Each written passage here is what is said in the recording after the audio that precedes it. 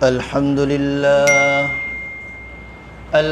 لله نحمده ونستعينه ونستغفره ونعوذ بالله من شرور أنفسنا ومن سيئات أعمالنا من يهده الله فلا مضل له ومن يضلله فلا هادي له ونشهد أن لا إله إلا الله وحده لا شريك له ونشهد أن محمدا عبده ورسوله أما بعد فأعوذ بالله من الشيطان الرجيم بسم الله الرحمن الرحيم وأقيموا الصلاة وآتوا الزكاة وأطيعوا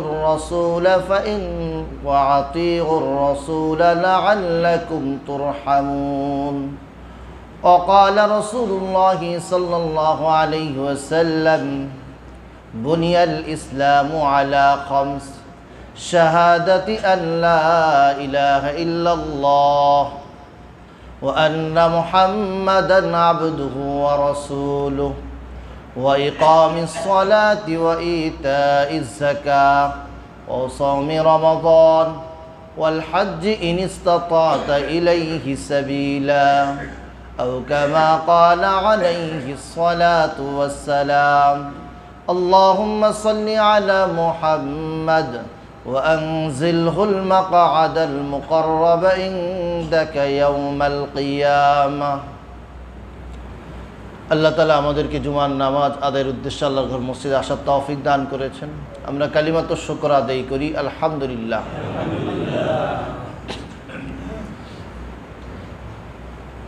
আল্লাহ তাআলার ইবাদতের মধ্যে কিছু ইবাদত আছে শারীরিক আর কিছু ইবাদত আছে হলো আর্থিক।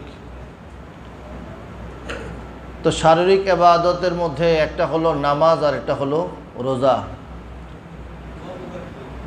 আর একটা হলো অর্থের মাধ্যমে ইবাদত।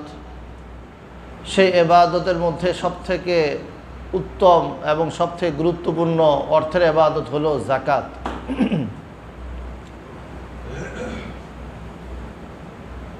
তো যাকাত এটা বৎসরে একবার সম্পদওয়ালা ব্যক্তি যার কাছে নেশাব পরিমাণ সম্পদ আছে আর এই পরিমাণ সম্পদ পুরা বছর তার কাছে থাকে, তখন বাৎসরিকভাবে চন্দ্রমাস হিসাবে তাকে কি দিতে হয়?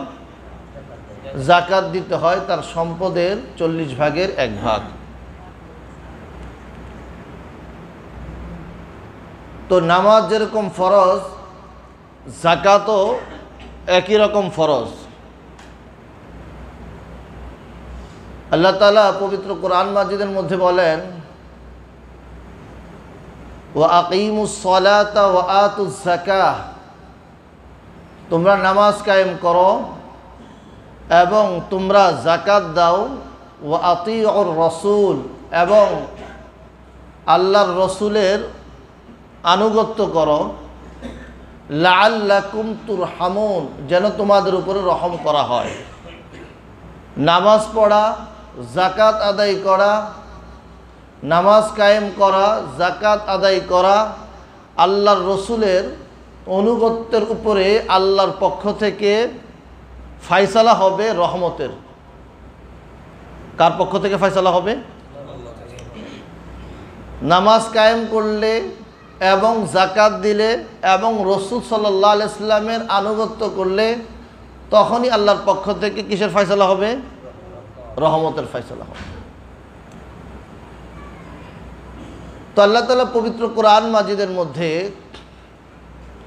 যেখানেই নামাজের কথা বলেছেন সাথে যাকাতের কথাও বলেছেন। যেখানেই নামাজের কথা বলেছেন ওখানে সাথে সাথে কিসের কথাও বলেছেন? যাকাতের কথাও বলেছেন। ওয়া আকিমুস সালাতা ওয়া আতুজ যাকাহ, ওমা তুকদ্দিমু লিআনফুসিকুম মিন খায়রিন তাজিদুহু ইনদাল্লাহ ইন্নাল্লাহা বিমা তা'মালুনা বাসীর। নামাজ কায়েম করো, যাকাত দাও, আর তোমরা যে সমস্ত ইবাদতগুলো ভালো কর্মগুলো আল্লাহর কাছে আগে প্রেরণ করবা, এগুলো আল্লাহর কাছে কিয়ামতের দিন উপস্থিত পাবা। দুনিয়াতে মানুষ যে সমস্ত কল্যাণ কাজগুলো সে করবে, নেকির কাজ করবে, সবগুলো কার কাছে পাবে সে? তো আল্লাহ তাআলা নামাজের সাথে সাথে কিসের কথাও বলেছেন?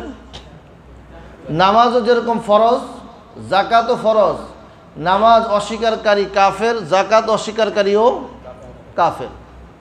হযরত আবু হুরায়রা রাদিয়াল্লাহু আনহুর riwayat, তিনি বলেন আন্না আরাবিয়ান জা ইলা রাসূলিল্লাহি সাল্লাল্লাহু আলাইহি সাল্লাম, এক গ্রাম্য ব্যক্তি নবী সাল্লাল্লাহু আলাইহি সাল্লামের কাছে আসলো। কার কাছে আসছে?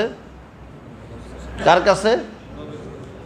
এক গ্রাম্য ব্যক্তি নবী সাল্লাল্লাহু আলাইহি ওয়াসাল্লামের কাছে আসলো, এসে বলতেছে দুল্লানি আলা আমালিন,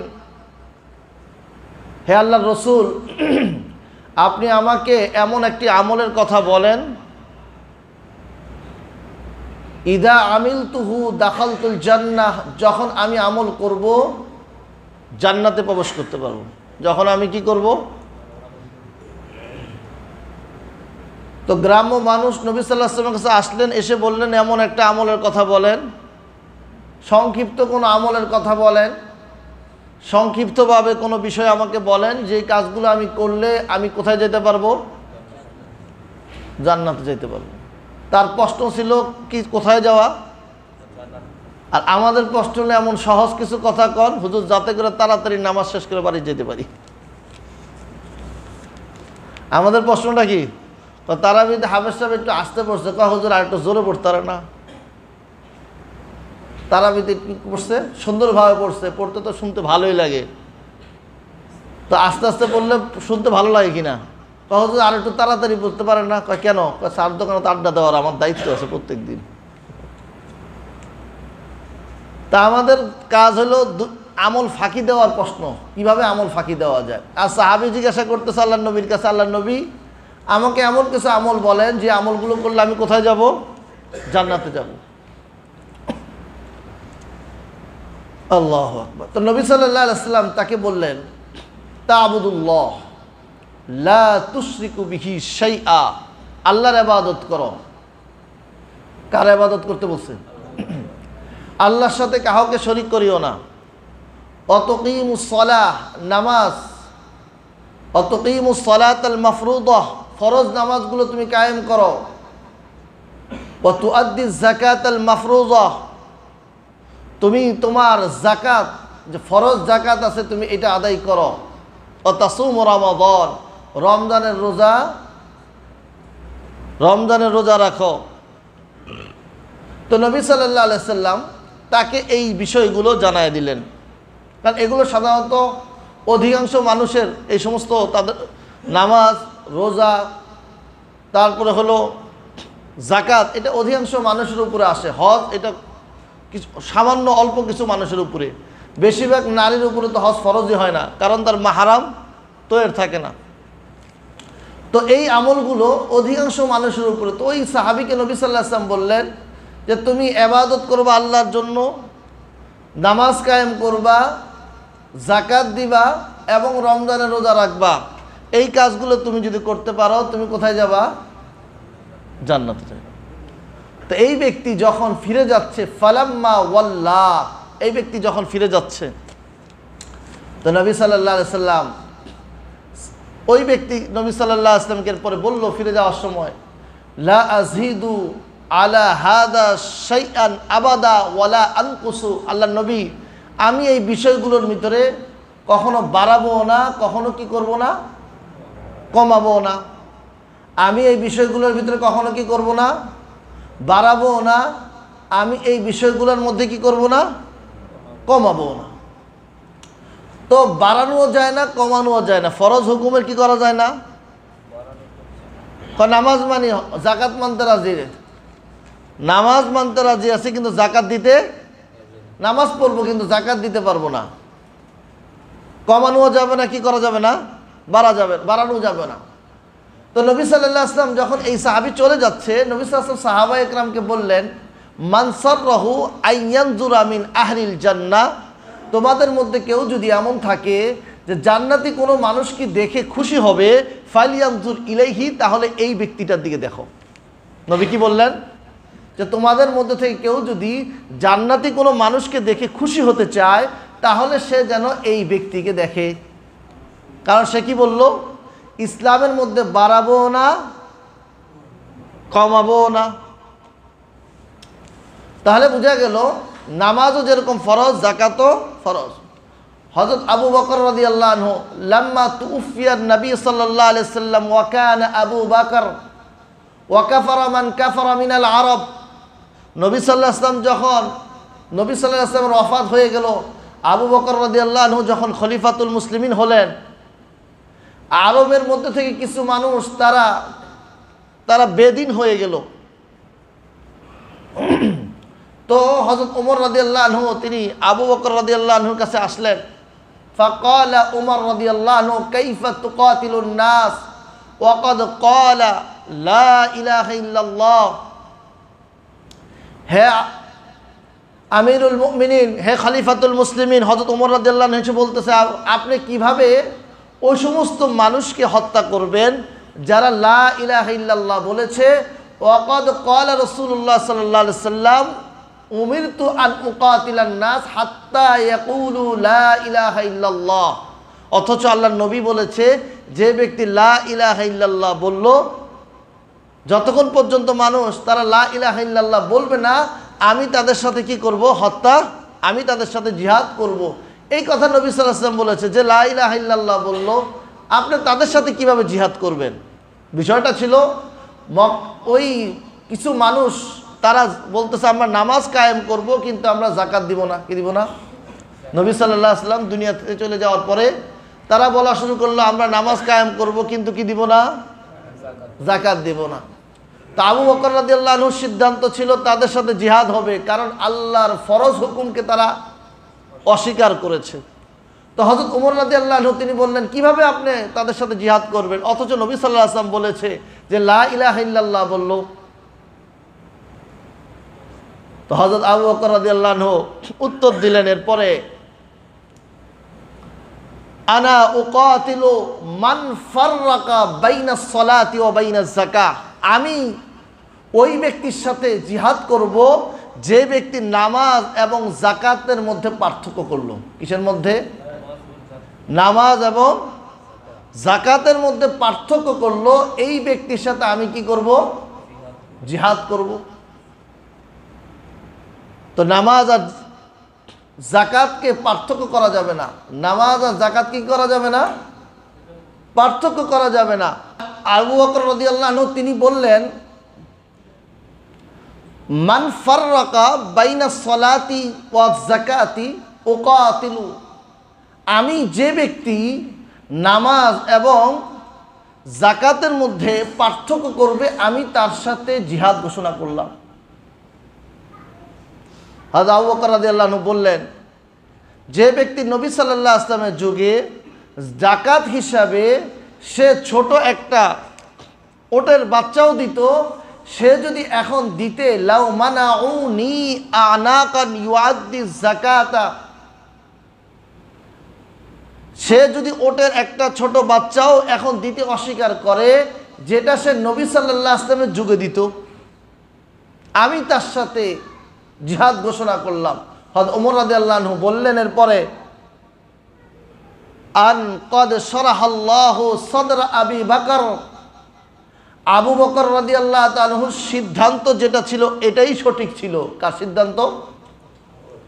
আল্লাহ তাআলা আবু বকরের সিনাকে খুলে দিয়েছেন, ওয়া ইন্নাহু আলাল হক্কি, তিনার সিদ্ধান্তই সঠিক ছিল। কারণ আবু বকর রাদিয়াল্লাহু আনহু যখন এই কথার উপর আসলেন, যারা জাকাত এবং নামাজের মধ্যে পার্থক্য করবে তাদের সাথে জিহাদ ঘোষণা করলেন, তখন আরবের মধ্যে যতগুলো ফিতনা ছিল সবগুলো কি হয়ে গেল? সবগুলো ফিতনা একবার ঠান্ডা হয়ে গেল। যারা বলছে দিবে না তারাও সোজা হয়ে গেল। আর যারা কিছু ফিতনা করতে চাচ্ছিল তারাও কি হয়ে গেল, সোজা হয়ে গেল। তাহলে ইসলামের হুকুম যেগুলো ফরজ হুকুম, এগুলোর মধ্যে কি করা যাবে না, পার্থক্য করা যাবে। সহজ সহজ যেগুলো এগুলো পালন করব, যেগুলো একটু কঠিন ওগুলো বাদ, যেগুলো সহজ ওগুলো পালন করব, আর যেগুলো কঠিন ওগুলো পালন করব না, এমন নাকি? তো যাকাত এটা আমাকে দিতে হবে, এটা আমার মালের ইবাদত। কিসের ইবাদত? আমার মালের মধ্যে, এই মালের থেকে, সম্পদ থেকে একটা অংশ আল্লাহর জন্য দিতে হবে। কার জন্য দিতে হবে? এই অংশটা আমার না, এই অংশটা কার না? আমার না, এটা আল্লাহর জন্য আমাকে দিতে হবে।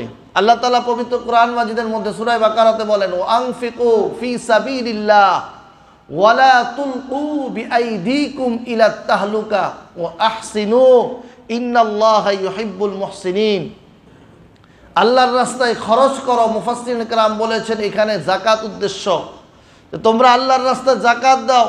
ওয়ালা তাহলিকু ওয়ালা তুলকু বিআইদিকুম ইলা তাহলুকা, নিজেদেরকে ধ্বংসের মধ্যে ফেলায়ও না। ও আহসিনু, এবং তোমরা নেকির কাজ করো। ইন্নাল্লাহা ইউহিব্বুল মুহসিনিন, আল্লাহ তাআলা ইহসানকারী মুহসিন নেকির কাজ যারা করে তাদেরকে আল্লাহ তাআলা মহব্বত করে। কাদেরকে মহব্বত করে? যারা নেকির কাজ করে তাদেরকে আল্লাহ তাআলা মহব্বত করে। এখন ইহসান দ্বারা কি উদ্দেশ্য? মুফাসসিরিন কেরাম এখানে দুইটা জিনিস লিখেছেন। একটা হলো ইবাদতের মধ্যে ইহসান, ইবাদতের মধ্যে ইহসান হলো নামাজ, এগুলোর মধ্যে ইহসান এইভাবে, নামাজের মধ্যে ইহসান হলো যে আনতাবুদাল্লাহ, আমি ইবাদত করতেছি, কাকে দেখতেছি? আল্লাহকে দেখতেছি। আর যদি আমার অবস্থা এমন না হয় তাহলে আমার মনের ভিতরে এমন আনতে হবে যে আল্লাহ আমাকে দেখতেছে। কে দেখতেছে আমাকে? আমাকে কে দেখতেছে? আল্লাহ আমাকে দেখতেছে। আর একটা হলো মালের মধ্যে মুআমালাত এবং মুআশারাত। মুআশারাত আমার চরিত্র, আমার চারিত্রিক বিষয় এবং আমার লেনদেন ইত্যাদির মধ্যে হযরত মুআয ইবনে জাবাল রাদিয়াল্লাহু আনহু হাদিস, তিনি বলেন, আহিব্বালিন নাস মা তুহিব্বু লিনাফসিক, তুমি নিজের জন্য যা পছন্দ করো মানুষের জন্য এটাও পছন্দ করো। এটা হলো ইহসান। আমি নিজের জন্য যেটা পছন্দ করতেছি কার জন্য করতে হবে? নিজের জন্য পছন্দ করি একটা, আরেকজনের জন্য পছন্দ করি আরেকটা। হযরত আবু যর রাদিয়াল্লাহু আনহুকে দেখলেন, ওনার পাশে একটা গোলাম, যে ওনার পোশাক আর হলো গোলামের পোশাক এক। তো জিজ্ঞাসা করলো যে তুমি এই কাজ করলা, তো তোমার পোশাক আর এই গোলামের পোশাক একে? তো তিনি বললেন, আল্লাহ নবী সাল্লাল্লাহু আলাইহি ওয়াসাল্লাম আমাকে বলেছে তুমি যেটা নিজের জন্য পছন্দ করো তোমার অন্যের জন্য, সমস্ত মানুষের জন্য ওইটাই পছন্দ করতে। আমি আমার জন্য যে জিনিস পছন্দ করলাম অপরের জন্য সেটা পছন্দ করতে হবে। এটা হলো ইহসান। আল্লাহ তাআলা পবিত্র কোরআন মাজিদের মধ্যে আরেকটা আয়াতের মধ্যে, সূরা বাকারার আরেকটা আয়াতের মধ্যে বলেন, ইয়া আইয়ুহাল্লাযীনা আমানু আনফিকু মিম্মা রাযাকনাকুম মিন ক্বাবলি আন ইয়াতিয়া ইয়াউমুল লা বাইউন ফীহি ওয়ালা খুল্লাতুন ওয়ালা শাফাআহ ওয়াল কাফিরুনা হুমুয যালিমুন। আল্লাহ তাআলা বলেন, হে ঈমানদারগণ, তোমরা আল্লাহ তাআলা তোমাদেরকে যা দিয়েছে এর থেকে তোমরা খরচ করো। দিয়েছে কে? আমি মেহনত করে কামাই করছি, আপনি মেহনত করছেন, আমি মেহনত করছি, শক্তি দিছে কে? সারাদিন কাম করে বেটা বেতন পায় নাই, তো কামাই করছে না? সারাদিন কাজ করছে, কি পায় নাই? মেহনত করছে। দেখা মালিকও পালা, ওই যার অধীনের কাছে সেও পালাইছে, সারাদিন কাজ করছে না। আমি কাম করছে, আমি তো পাও না, ওই পাও না তো নেও। কাজ করলেই যদি পাওয়া যাইতো তাহলে তো ওই পালাইলো, সে তো পাইলো না। তাহলে বোঝা গেল এটা দেওয়ার মালিককে, সম্পদের মালিককে। তা আল্লাহ তাআলা বলতেছেন, আমি যা তোমাদেরকে দিয়েছি এগুলোকে খরচ করো ওই দিন আসার আগে, যেই দিন কোনো ব্যবসাও চলবে না, কোনো বন্ধুত্বও চলবে না, কোনো সুপারিশও চলবে না। কখন আসার আগে বলেন? ওই দিন আসার আগে, যেই দিন কোনো ব্যবসা বাণিজ্যও চলবে না, যেই দিন কোনো বন্ধুত্বতাও চলবে না, আবার যেই দিন কোনো সুপারিশও চলবে না। তো সেই দিনটা কোনটা? তো কিয়ামতের দিন আসার আগে ইবাদত। ইবাদত কখন করতে হবে? যতক্ষণ পর্যন্ত আমার হায়াত আছে, আমার হায়াত কতদিন আছে? হ্যাঁ, কতদিন আছে জানি না। কে জানে? আল্লাহ তাআলা জানে। তো আমার নিঃশ্বাস বন্ধ হয়ে যাওয়ার আগে আগে আমাকে কি করতে হবে? ইবাদত করতে হবে। ওয়াল কাফিরুনা হুমুজ জালিমুন, আর কাফেররাই হলো জালেম। কারা জালেম? কাফেররা জালেম। এজন্য আমাদেরকে দুনিয়াতে থাকা অবস্থায় আমাদের সম্পদের ইবাদত করে যেতে হবে। আল্লাহ তাআলা আরেক আয়াতের মধ্যে বলেন, ওয়ালা ইয়াহসাবান্নাল্লাযীনা, ও সমস্ত মানুষ, ইয়াবখালুনা বিমা আতাহুমুল্লাহু মিন ফাদলি হুয়া খায়রাল লাহুম বাল হুয়া শাররুল লাহুম। আল্লাহ তাআলা বলেন, ও সমস্ত মানুষ যারা তাদের সম্পদ যেটা আমি আল্লাহ তাআলা তাকে দিয়েছে, ফজল নেয়ামত দিয়েছে, এই ব্যাপারে সে বখালতি করে। কি করে? যা আল্লাহ তাআলা তাকে দিয়েছে এর ব্যাপারে সে কি করতেছে? কৃপণতা করলো। তারা কি মনে করে রয়েছে এটা হুয়া খায়রাল লাহুম, তারা মনে করতেছে এটা তো আমাদের জন্য ভালো, এই কৃপণতাটা, সম্পদ সব রয়ে গেল। আল্লাহ তাআলা বলছে বাল হুয়া শাররুল লাহুম, তাদের এই সম্পদ রয়ে গেছে এটা তাদের জন্য হইল ক্ষতিকর। তাদের জন্য এটা কি? কারণ এই সম্পদ যেটা আছে এইটা সাইয়ুতাওয়াকুনা মা বাখিলু বিহি ইয়াউমাল কিয়ামাহ, এই সম্পদ যেটা আছে যেটা দিয়ে সে কৃপণতা করলো, এই সম্পদটা কিয়ামতের দিন তার গলার মধ্যে লটকে দেওয়া হবে। কোথায় লটকে দেওয়া হবে? ওয়ালিল্লাহি মিরাসুস সামাওয়াতি ওয়াল আরদ, ওয়ালিল্লাহি মিরাসুস সামাওয়াতি ওয়াল আরদ, একমাত্র মালিকানা কার? আল্লাহ তাআলার। আসমান এবং জমিনের মালিকানা কার? বলেন আল্লাহ তাআলা। আল্লাহু বিমা তা'মালুনা খবীর, আল্লাহ তাআলা তোমাদের বিষয়ে সব কিছু অবগত। তোমরা কি করতেছো? এই আয়াতের ব্যাখ্যার মধ্যে ইবনে আব্বাস রাদিয়াল্লাহু আনহু তিনি বলেন, কিয়ামতের দিন মান আতাহুল্লাহু মালান ফালাম ইউআদ্দি যাকাতাহু, ওই মানুষ যে ব্যক্তিকে আল্লাহ তাআলা সম্পদ দিয়েছে সে সম্পদের যাকাত আদায় করে নাই। যে মানুষকে কি দেওয়া হয়েছে? সম্পদ দেওয়া হয়েছে, কিন্তু সে কি করে নাই? যাকাত দেয়নি। আমাদের সমাজের মধ্যে অনেক মানুষ, আমার উপর তো যাকাত ওয়াজিব হয় না। জীবন হিসাব করছেন আপনার কি কি আছে না আছে এগুলো নিয়ে কখনো হিসাবে বসছেন? আমার উপরে তো কোনো যাকাত নাই। আপনার উপর যাকাত নেই, আপনি যাকাতের মাসলাই তো জানেন না। আমাদের অনেক সমাজে অনেক মানুষ আছে এরকম, যাকাত ওয়াজিব হয় আমাদের বর্তমান সমাজে 80%-এর বেশি মানুষের উপরে। না, আমরা প্রত্যেকে বসে আমার উপরে তো কোনো যাকাত নাই। আমার উপরে কি নাই? আপনি আপনার সম্পদের বিস্তারিত হিসাব নিয়ে বসেন, যাকাত আছে কিনা এরপর দেখেন। এখন সবাই মনে করে আমার তো যাকাত নাই, আমার তো ঋণের অভাব নাই। তো কি ঋণ? সব হলো বাণিজ্যিক ঋণ। বাণিজ্যিক ঋণ যার থাকে তার যাকাতও আছে। যার পেট চলে না এই জন্য সে ঋণ নিছে। কি চলে না? অসুস্থতার চিকিৎসার জন্য সে ঋণ নিছে। এই ব্যক্তির উপরে তার ঋণটা বাদ যাবে, কিন্তু বাণিজ্যিক ঋণ যারা নিয়েছেন তাদের হিসাব থেকে এই ঋণটা কি যাবে না? বাদ যাবে না। তাহলে দুনিয়া একজন মানুষ তার পুরা ব্যবসাটাই হলো ঋণের উপরে। তার 50% তার নিজের প্রফিট, আর বাকি যা আছে সব হলো ঋণ। তো সে তার এই ঋণটা কেন নিছে? তার পেট চলে না এই জন্য, ব্যবসাকে আরো বড় করার জন্য। তো যেটা বলতেছিলাম, তো এই হাদিস, এই আয়াতের ব্যাখ্যার মধ্যে ইবনে আব্বাস রাদিয়াল্লাহু আনহু, বুখারীর রওয়ায়াত, তিনি বলেন যে ব্যক্তি আল্লাহ রাসূল সাল্লাল্লাহু আলাইহি ওয়াসাল্লাম বলেছেন, যে ব্যক্তিকে আল্লাহ তাআলা সম্পদ দিল অতঃপর সে সম্পদের যাকাত দিল না, তো এই ব্যক্তির অবস্থা কি হবে? তার জন্য এই সম্পদটাকে একটা সাপ বানায় দেওয়া হবে। আকরা আল্লাহু জাবিবাতান, যে সাপটার কপালের মধ্যে দুইটা কি থাকবে? সাপের মাথার উপরে দুইটা দাগ থাকবে। কয়টা দাগ? এটা বিষধর সাপ হওয়ার আলামত, দুইটা দাগ থাকবে। তা আর এই সাপটা তাকে কামড়াইতে থাকবে। এই সাপটা কি করতে থাকবে? তাকে বিশিদকাইহি আছে যে তার চোয়ালের মধ্যে কামড়াইতে থাকবে, আর বলতে থাকবে আনা মালুক আনা কানজুক, আরে আমি তো তোমার সম্পদ, আমি তো তোমার মাল, দুনিয়াতে যেটা তুমি তোমার কাছে রক্ষিত করে রেখেছিলে, মানুষকে যেটা হক ছিল তুমি দাও নাই, এমনকি নিজের পরিবারের আত্মীয় স্বজন মাতা পিতাকেও দাও নাই, শুধু বস্তার মধ্যে ভরছো আর ভরছো। তো এই যে একটা অবস্থা, তো ওই সম্পদগুলো কি বলবে? ওই সাপটা কি বলতে থাকবে কিয়ামতের দিন? আর আমি তো তোমার মাল, আমি তোমার কি সম্পদ, আমি তোমার ওই যে যেটার মধ্যে তুমি ব্যাংকে ব্যালেন্স ব্যাংকের মধ্যে রেখে দিছো, আবার ব্যাংকের মধ্যে তুমি জমা করতেছো, একটা না যত ব্যাংক আছে বাংলাদেশে সব ব্যাংকের মধ্যে তুমি জমা করছো, ওই সম্পদ হইলাম আমি। কে বলবে বলেন? কে বলবে এটা? সাপ বলতে থাকে। এই জন্য আমাদের সম্পদের জাকাত দিতে হবে।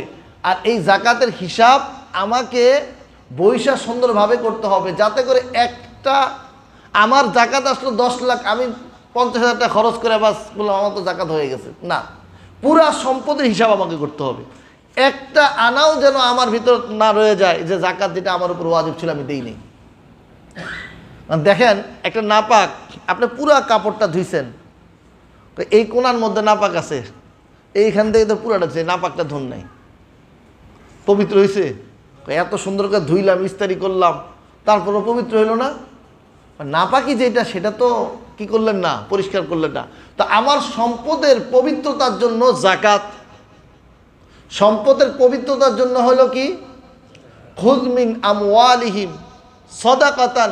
আল্লাহ নবী সাল্লাল্লাহু আলাইহি ওয়াসাল্লামকে আল্লাহ তাআলা বলতেছেন, হে নবী তাদের থেকে আপনি সদকা নেন, কারণ এই সদকাটার মাধ্যমে তাদের সম্পদ কি হবে, পরিষ্কার হবে, পরিচ্ছন্ন হবে, পবিত্র হবে। তো সম্পদের থেকে যখন জাকাত বাইর করা হয় এই সম্পদটা কি হয়, পবিত্র। এই জন্য আমরা প্রত্যেকে আমাদের সম্পদের হিসাব করব। আগে দেই নাই, বুঝি নাই, এখন বুঝতে পারছি দিতে হবে, হিসাব করি, সব ভুল হয়েছে আল্লাহর কাছে মাপ চাই যে আল্লাহ এতদিন দিতে পারিনি, এখন একসাথে দেওয়ার জন্য চেষ্টা করতেছি। আস্তে আস্তে পুরা আমার যত দিনের হিসাব আমি হিসাব করে বাহির করি যে আমার এত টাকা আসছে, এই বছর দিতে পারতেছি না, অল্প অল্প করে আমার পূর্বের কাজাগুলো আমি আদায় করি, মাফ হবে। না দেওয়া পর্যন্ত কি হবে না, না দিয়ে দিছি তো 50,000 10 লাখ আসছিল। 1 কোটি টাকার মালিক, তার কত টাকা জাকাত আসবে? 2.5 লাখ। 40 কোটি টাকার মালিক, কত টাকা জাকাত আসবে? 1 লাখ। 40 কোটি টাকা হইলে আর 100 কোটি, আমরা তো শুধু শুনি কয়েক হাজার কোটি কোটি, তো তাদের কত জাকাত আসে? শুধু শুনি কত কোটি, 1000 কোটি ছাড়া কি এখন শোনা যায়? এখন তো শুনলে দেখি 1000 কোটি, এরপরে আর 1000 কোটি মাইরা দিছে, সে 1000 কোটি মাইরা দিছে, তো তাদের তো কত হাজার কোটি জাকাত আসছে আল্লাহ জানে। যদিও মানুষের চুরি করা মাল খাইছে তারা, তাদের প্রথম জাকাতের আগে তাদের মানুষের যাদের টাকা মারছে তাদের আগে কি দিতে হবে, ওই টাকাগুলো দিতে হবে। তো জাকাত আমাকে সুন্দরভাবে আমার পুরো সম্পদের হিসাব, এটা হলো আমারটা, পুরুষেরটা। আমার পরিবার আছে, তাদের মহিলাদের তো স্বর্ণ মানে কিনা শেষ হয় না, প্রত্যেক বছর বছর আসলে স্বর্ণ দেন, স্বর্ণ দেন, তো জাকাত কে দিবে? মহিলার জাকাত মহিলাই দিবে। কে দিবে? মহিলার জাকাত কে দিবে? সে তার সম্পদ বানাইছে স্বর্ণ রূপা, তো জাকাত দিতে হবে কাকে? মহিলাকে দিতে হবে। আপনার যদি মন চায় দয়া করতে তাহলে করেন, কিন্তু ওয়াজিব হয়েছে কার উপরে, ফরজ হয়েছে কার উপরে? অলংকার কার? এটা তো পড়ি না, এটা মাঝে মাঝে পড়ি। মাঝে মাঝে পড়েন না, জীবনেও পড়েন না, দেখার জন্য রাখছেন। অনেক মানুষ আছে স্বর্ণের পাত্র কিনে বা রূপার চামচ কিনে ইত্যাদি কিনে, তো সবগুলোর উপরে কি আসবে? জাকাত। তো বাচ্চা হয়েছে, কয় নাতিকে সর্বপ্রথম আমরা রূপার চামচ দিয়ে তাকে খাওয়াবো, তো রূপার চামচ কিনে না, জাকাতের একটা ফ্যাক্টরি কিনছেন। কিসের ফ্যাক্টরি কিনছেন? রূপার চামচ দিয়ে খাওয়াবো। পুরুষের জন্য কি রূপা ব্যবহার করা বৈধ আছে? হ্যাঁ, আর তো জাকাতও ওয়াজিব হবে ফ্রি।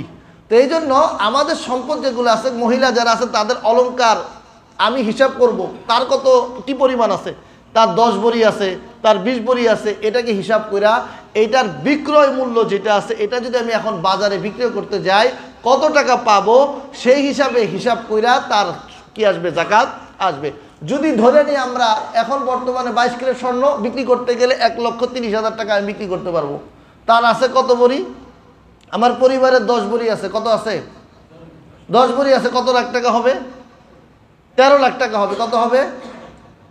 প্রত্যেক লাখে কত টাকা করে আসবে? 2,500 করে। তো হিসাব করে নি কত টাকা আসছে, সহজ হিসাব। তো স্বর্ণের সাথে রূপা থাকলো, রূপা স্বর্ণ একসাথে এবার হিসাব হবে, এবার জাকাত আসবে। তো এই জন্য সম্পদের হিসাব আমি আমারটা যেরকমভাবে করতেছি, আমার ঘরের মহিলা তাদের হিসাব আলাদা, আমার হিসাব আলাদা। আল্লাহ তাআলা আমাদের সবাইকে সঠিকভাবে হিসাব করে যাকাত দেওয়া তৌফিক দান করুন। ওয়া আখিরু দাওয়ানা আলহামদুলিল্লাহ।